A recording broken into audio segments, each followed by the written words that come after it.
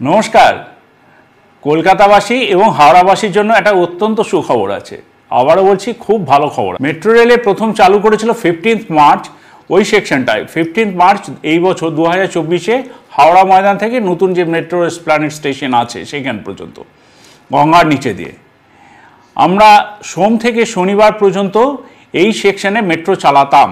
আবারও বলছি, চালাতাম। এবার নতুন খবরে আসি। এবার থেকে রবিবারও মেট্রো চলবে। কি ভালো খবর তো! হাওড়াবাসী এবং কলকাতাবাসী সবার জন্য এটা ভালো। এবার থেকে রবিবারও মেট্রো চলবে, কিন্তু টাইমিংসটা একটু আলাদা।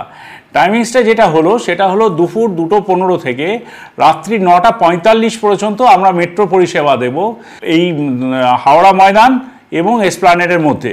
প্রত্যেক 15 মিনিট অন্তর অন্তর আপনারা মেট্রো পরিষেবা পাবেন 1 সেপ্টেম্বর থেকে।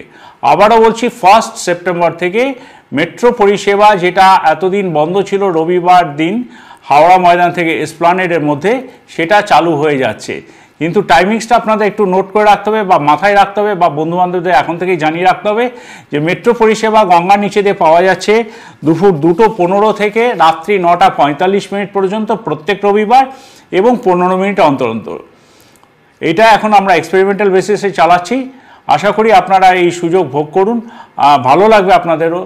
আর কাজে তো রেলওয়ে আছেই আপনাদের সঙ্গে সঙ্গে। যে কোনো দরকারে মেট্রো রেল আপনাদের সাথেই আছে।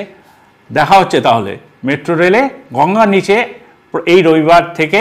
প্রত্যেক রবিবার আপনারা আমাদের সঙ্গে সফর করুন। ধন্যবাদ।